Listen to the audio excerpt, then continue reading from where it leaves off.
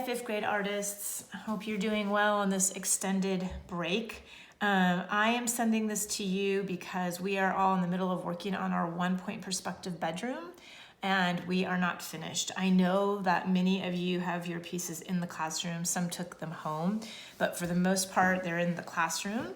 So I'm sending you the directions so that maybe you would like to give it a try on your own at home. Luckily for this project, all you need is a pencil and a ruler and something to color with. We're using colored pencils, but if you don't have access to that at home, you could use whatever. So 9 by 12 or 8.5 by 11 piece of paper is what you need. Let's get started. Remember, when we're doing this, your lines are very, very light because you will need to erase often. So starting with a point in the middle, that is your perspective point, and then you're going to take your ruler and very lightly draw to the corner, all 4 corners. I'm going to do this step by step like we did in the classroom. We paused in the classroom, but I'm just going to go straight through so that you can pause and stop as you need to. All the way to the corners, super light. Then you're going to create your back wall by marking a dot on this line. We marked ours roughly in the middle, so I'm going to do that again. So there's a dot, and then I'm going to go all the way around and create my back wall. So just like this. Remember that your lines need to be parallel to the sides of the paper, that even though something is straight, it can still be at a slight diagonal, which can throw your perspective. So it's a good idea to use the edges of your paper with your ruler and sort of line that up. That's a good way to ensure that you're getting that really straight parallel line. So there's my back wall. And then I'm going to use my eraser and I'm going to erase these inside lines, but don't erase that dot. Remember, you need that until the end. It's what we measure everything off of. So get that erased. And because I did them light, they're erasing. So again, keeping those lines light. The bed is next on this side. So I'm going to put a small dot to mark how high I want my bed. And I'm going to make a line just coming straight out. So it looks like that. Then a vertical line down. I'm not using the dot yet because these lines are just vertical and horizontal. They're not at the diagonal yet.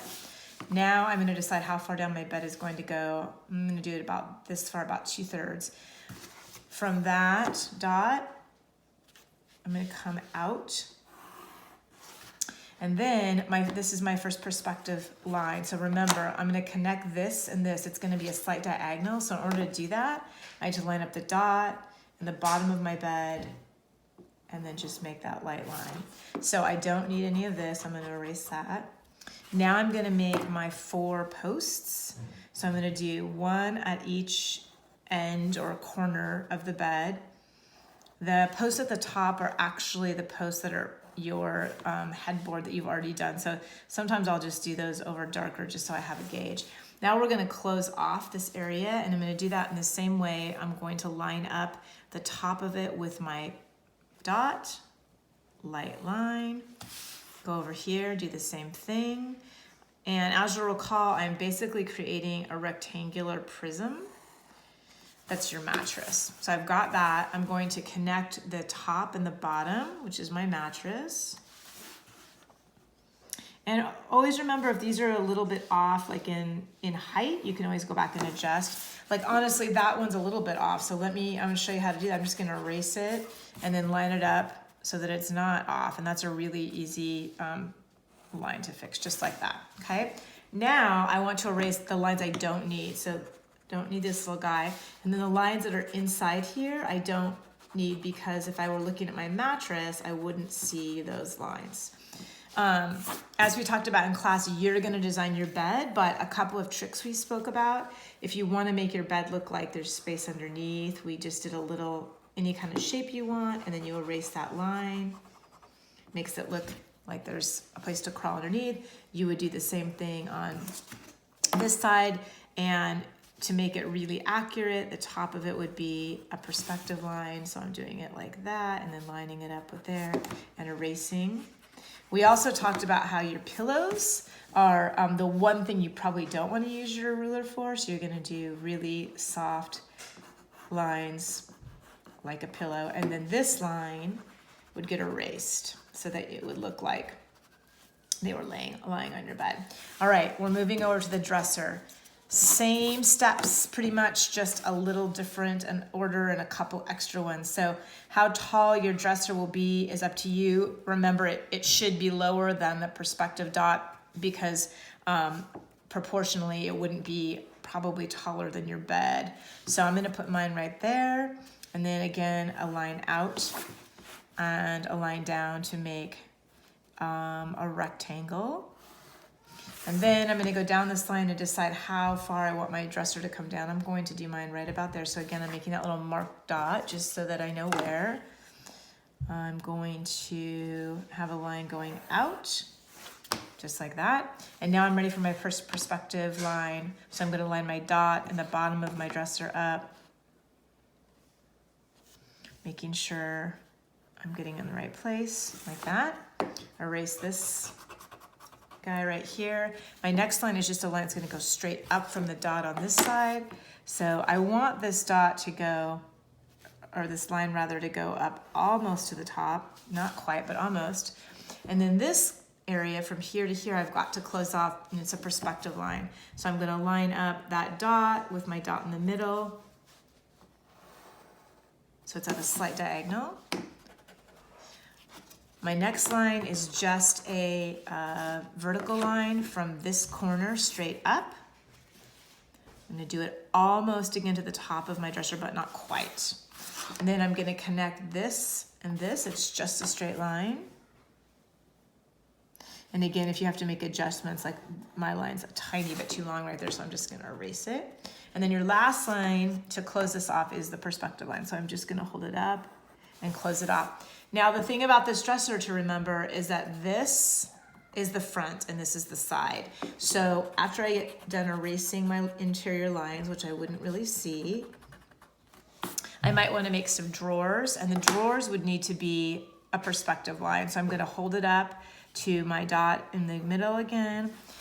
Instead of doing them straight, they need to be on that, that angle, like that.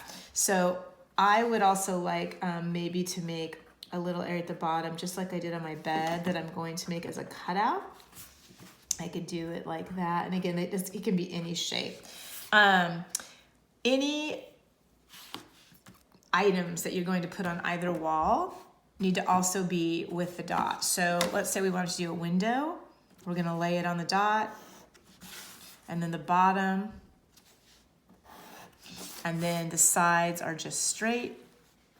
Again, really important that you keep them straight and that you make them parallel to the sides. I often have to go back if I've made it accidentally. It's straight but diagonal. Remember, we talked about that in class. It's really got to be straight. Maybe this is a window and you want to do it as, it has like a window, like a sill going around it. These lines would be the same.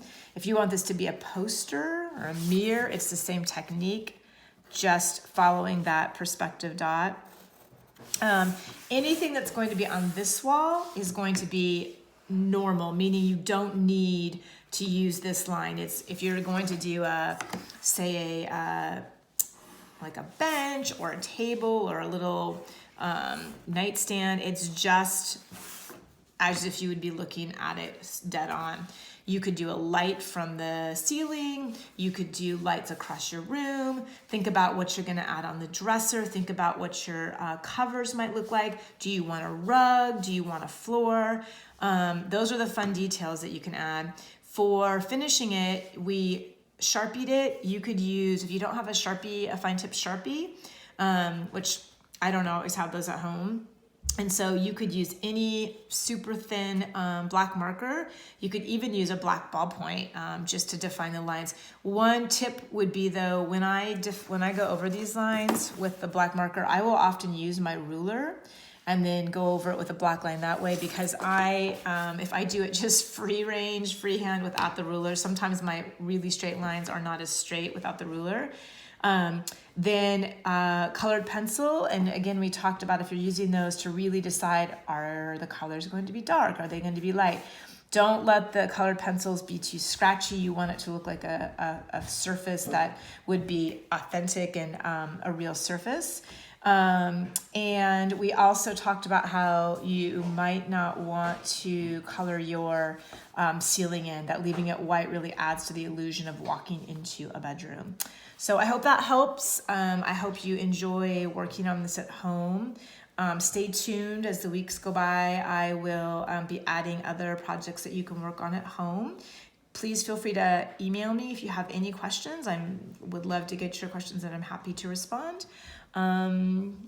Be well. Take care. Talk to you soon. Bye.